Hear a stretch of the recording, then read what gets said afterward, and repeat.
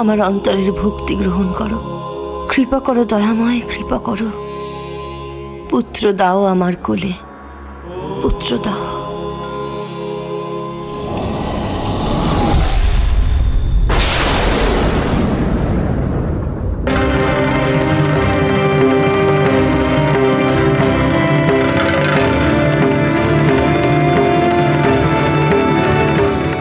এ কি, শিব মন্দিরের দরজা বন্ধ হয়ে গেল যে?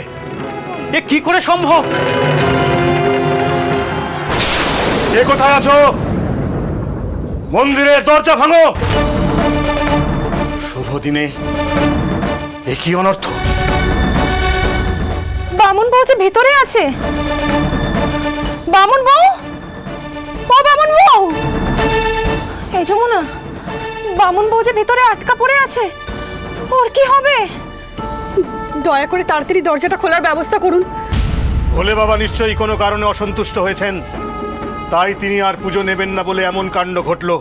কিন্তু ঠাকুর মশাই, সর্বানন্দ ঠাকুরের বউ যে ভেতরে আটকা পড়ে আছে, যেভাবে হোক ওকে উদ্ধার করতেই হবে।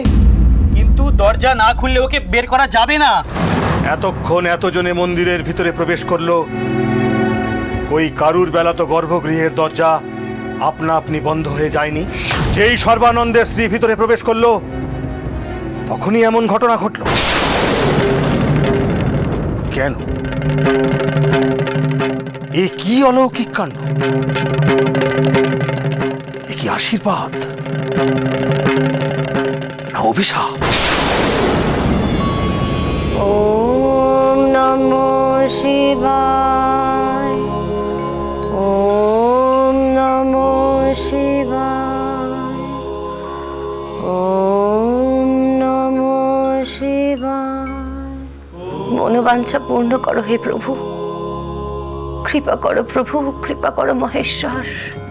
পুত্র দাও আমায়, পুত্র দাও, পুত্র দাও হে ভোলানাথ, পুত্র দাও।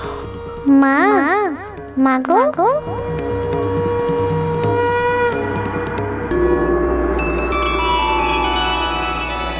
কে কে আমায় ডাকলো মা বলে? মা ডাক শুনে এমন শান্তি হলো মনে? কার মা ডাক শুনে এমন শান্তি হলো মনে? কে ডাকলো আমায়? কে ডাকলো?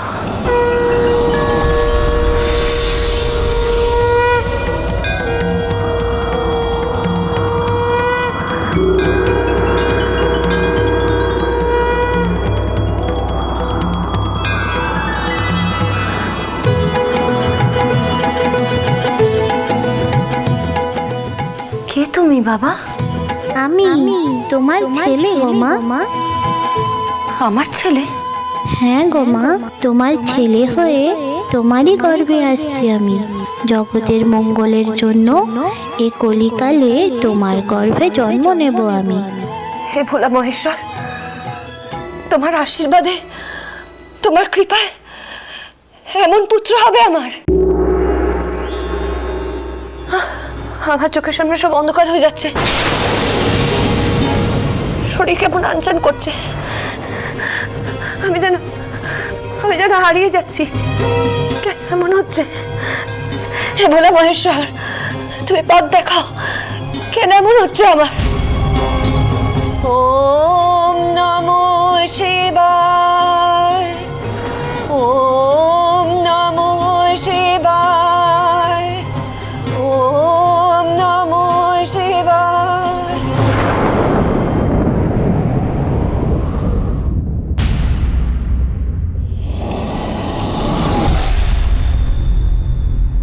এ কি, দরজা খুলে গেছে।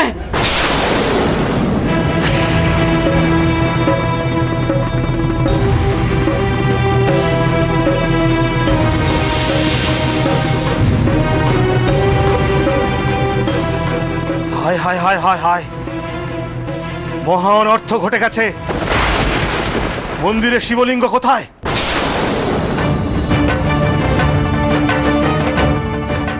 মন্দিরের শিবলিঙ্গ অদৃশ্য। ঘোর অমঙ্গল। মহাদেবের কোপে ছারখার হয়ে যাবে এই আটলা। ওই সর্বানন্দের বউয়ের জন্য এমনটা ঘটলো।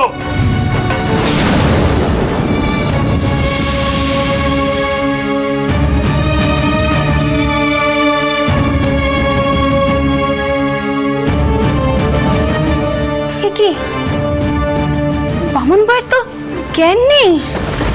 কমলা, তুমি ওর চোখে মুখে জল দাও, তাতে যদি জ্ঞান ফেরে। জলটা নিয়ে এসো না।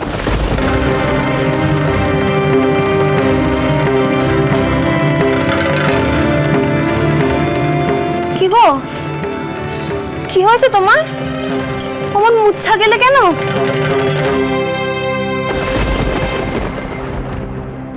কিছু কিছু মনে নেই গো আমার। ওঠো। কি যে হলো, হঠাৎ করে মাথাটা কেন ঘুরে গেল, কি হলো? জানো জানো, সব জানো। বলো, মন্দির থেকে শিবলিঙ্গ কোথায় গেল?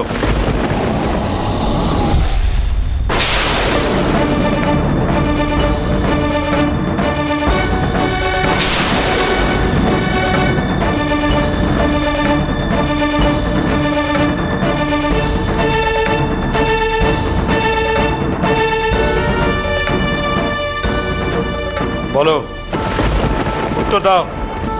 চুপ করে থেকে পার পাবে না তুমি।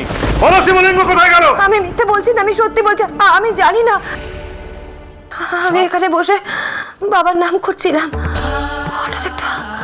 হঠাৎ একটা আলোর জ্যোতি, তারপর আমার শরীর কেমন অস্থির করতে শুরু করলো। মনে হচ্ছিল আমার মাথা ঘুরছিল, মনে হচ্ছিল আমি হারিয়ে যাচ্ছি। তারপর আমার আর কিচ্ছু মনে নেই আমার।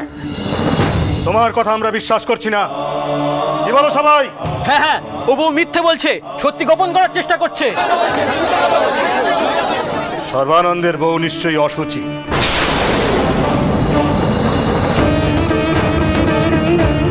তাই তোর পাপের স্পর্শে শিবলিঙ্গ অদৃশ্য হয়েছে।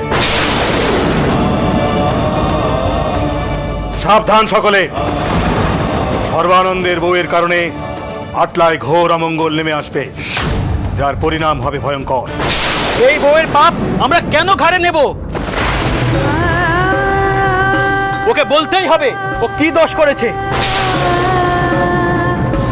যার জন্য বাবা ভোলানাথ আমাদের ছেড়ে চলে গেলেন। আমি কোনো দোষ করিনি, কোনো পাপ করিনি। আমি জানি না কেন এমন হলো, আমি সত্যি জানি না কেন এমন হলো। আমি নির্দোষ।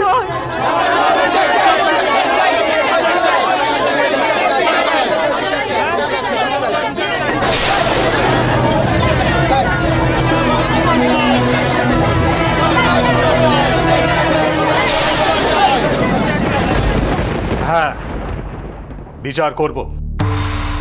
মোড়লকে খবর দাও, গ্রামের কালীতলায় এই মহাপাপিনীর বিচার হবে। তোমরা সকলে জড়ো হও। গ্রামের কালীতলায় এই মহাপাপিনীর বিচার করে মোড়ল শাস্তির বিধান দেবে। কেন আমায় আপনারা শাস্তি দেবেন? আমি তো বললাম আমি কোনো দোষ করিনি, আমি নির্দোষ। এভাবে শাস্তি দেবেন না, আমায় শাস্তি দেবেন না এভাবে। চুপ! তোর ভিতরে দুরাত্মা বাসা বেঁধেছে, আজ তাকে দূর করেই ছাড়বো। না না, তোর পাপের কারণে সর্বানন্দকে প্রায়শ্চিত্ত করতে হবে, অন্যথায় এই গ্রাম থেকে তোদের বাস তুলে দেবে।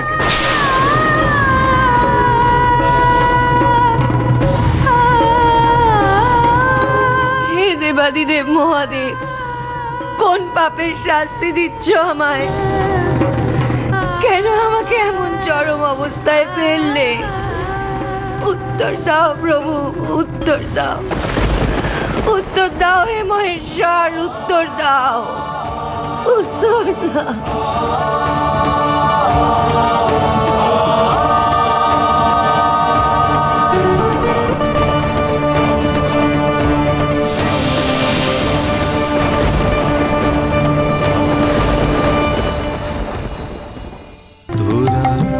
কাঁদলে কাঁদে ও মা, মায়ের গান মাই গাওয়ান, আমি গাই। আপনি সঙ্গীতের কিছুই বোঝেন না। মহাপীঠ